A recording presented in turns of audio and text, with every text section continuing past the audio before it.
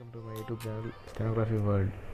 तो गाइस ये सिर्फ मेरी पहली इंट्रो वीडियो है या आज की, जिसमें आपको पता लगेगा कि स्टेनोग्राफर एक होता क्या है एक्चुअली में, जिसमें हम सब जानेंगे कि what is stenographer, who recruited, मतलब उसको कौन रिक्रूट करता है, किसके थ्रू उसकी रिक्रूटमेंट होती है, इसके एक्चुअली में काम क्या क्या करने पड़ते हैं, सैलरी क्या होती है और वर्क प्लेस क्या होते हैं। तो दोस्तों इन्हीं सब बातों से हमें पता लगेगा कि स्टेनोग्राफर की जो वैकेंसी आउट होती है उसके क्या क्या फ़ायदे होते हैं हमारे लिए। और बस फ़ायदे ही फ़ायदे होते हैं, कोई नुकसान तो खैर होता नहीं है कोई। तो चलिए वीडियो को एंड तक देखिएगा। तो शुरू करते हैं। और हाँ गाइस, वीडियो शुरू करने से पहले एक और बात कि ये सिर्फ इंट्रो वीडियो है। इसके बाद मेरी सारी वीडियोज़ रेगुलरिटी में आएंगी जो जो पर चैप्टर। जैसा कि मैंने बताया था कि इस वीडियो में हम जानेंगे कि स्टेनोग्राफर होता क्या है। जैसे कि आप देख सकते हैं यहाँ पे मैंने राइट साइड में एक फ़ोटो लगाई है जिसमें जज है और जज के नीचे ये दो आदमी जो है वो बैठे हुए हैं टेबल पे।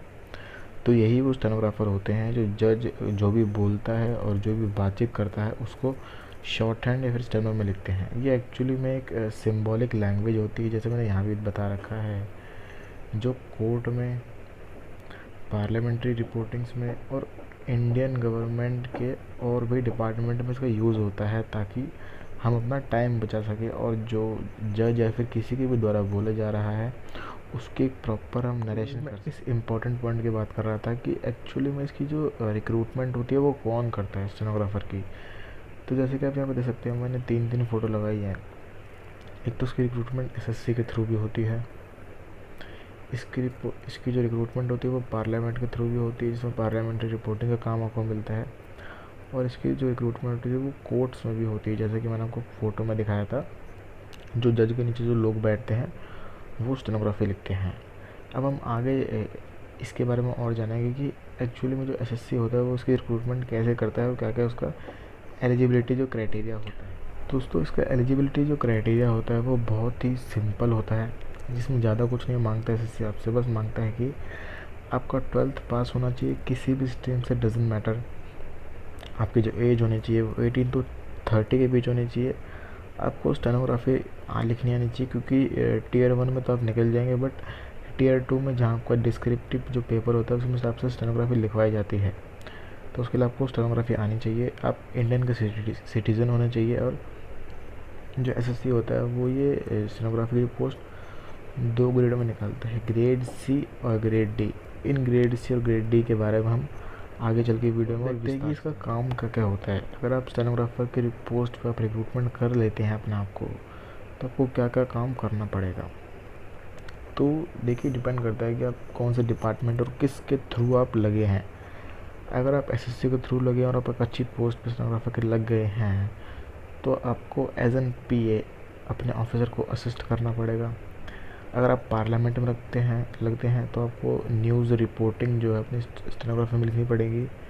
इसकी नॉर्मल ऑफिस टाइमिंग होती है, कोई भी हार्ड वर्कलोड नहीं होता है इसमें। नॉर्मल जो आपकी 9 to 5 की जॉब होती है इसकी तरह करना पड़ता है।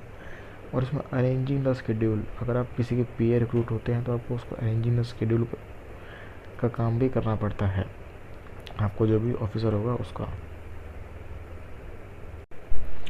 तो आगे हम बात करते हैं कि जिसके बारे में सभी लोग पूछते हैं कि इसकी सैलरी क्या रहती है।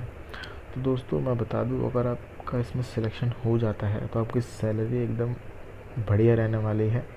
जैसे कि मैंने आपको बताया था पीछे कि जो एसएससी होता है वो 2 ग्रेड में इसकी रिक्रूटमेंट निकालता है, ग्रेड डी और ग्रेड सी। तो मैंने यहाँ पे दोनों के ग्रेड पे लिखा हुआ है। जैसे ग्रेड डी में अगर आपकी रिक्रूटमेंट होती है तो आपको जो ग्रेड पे रहेगा वो 2400 का रहेगा, प्लस HRATA और अदर अलाउंस।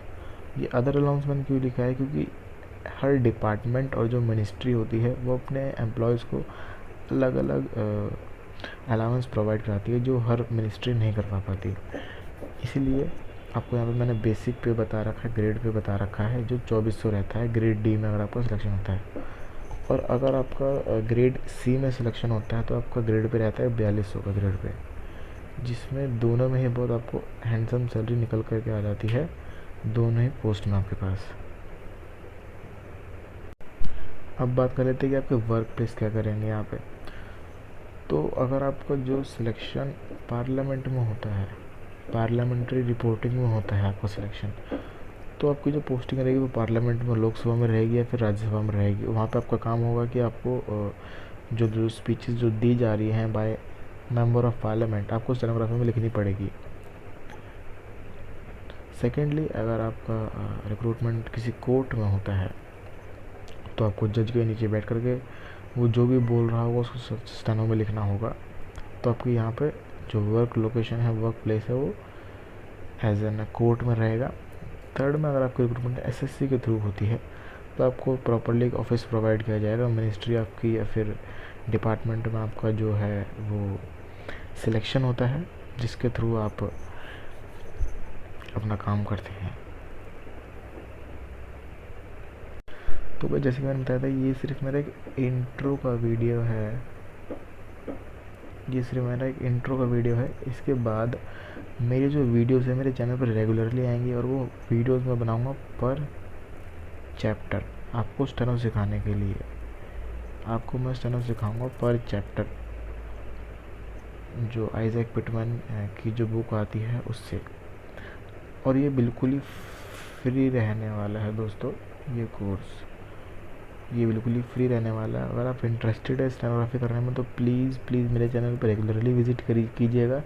मैं रेगुलरली वीडियो डालूँगा जिससे आपको बहुत ही ज़्यादा हेल्प मिलेगी इस लैंग्वेज को सीखने में। So thank you guys, please do like and subscribe my channel and good bye.